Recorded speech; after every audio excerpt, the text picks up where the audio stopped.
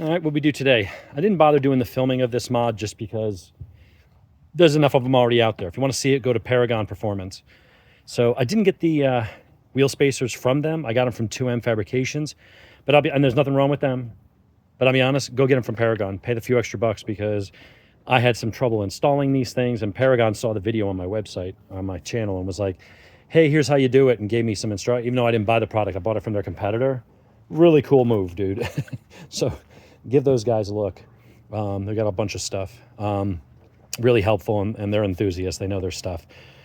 So what did I do? I put the 20 mil wheel spacers on. It did require cutting the OEM studs. Basically, you just circumcise them. You cut the about this much off the end so that you're not cutting into the threads, but right where the threads start. Anything after that doesn't matter. Lop it off. I just went and got I've already put it away, a DeWalt angle grinder with some cut-off wheels. Take the wheel off, get it up on jacket stands and stuff, cut the studs, put the spacers on, torque them to 140, recheck the torque, put the wheel on, make sure it fits flush, no rocking, anything, torque it to 140, recheck. Go to the other wheels and do all the same. Did take me, because I had to do a bunch of cutting. I had to cut every single stud down and grind them and stuff. So that did take about 2 hours. So I spent, well, maybe not that long, probably about an hour and a half. So maybe 20, 25 minutes a wheel. But now you'll notice the wheels aren't stuck in anymore. The wheels actually sit flush. They even poke out just a tiny bit. Dead ass though. And it really does make it look much better. So it just looks meatier. It just looks more aggressive. And it's a little wider track now.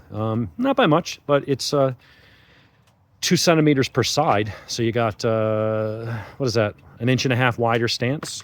So I don't know, maybe they'll make it a little more stability or something like that. But it does look better. It let me keep my stock wheels, which I really like. Some people go fancy wheels. I had some offers from the Corvette forum for some really cool wheels for like $1,560 shipped. I just don't want to spend that kind of money on wheels right now.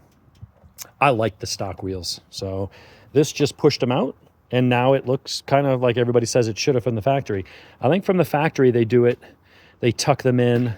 I don't know, maybe there's more aerodynamic drag. Maybe it makes, quarter mile an hour or a quarter MPG. They do a lot of things for performance, but then they do have guidelines to hit and stuff. So that's why they put you get these big 4x4 trucks, and then they put a big goddamn air dam on the front under the bumper, so that you got a big 4x4 with a leveling kit, and it's tripping and dragging in parking spots on the curb. Which sort of defeats the purpose. So anyway, I think that looks much better now. So I'm gonna stop talking and go in the house and have a sandwich.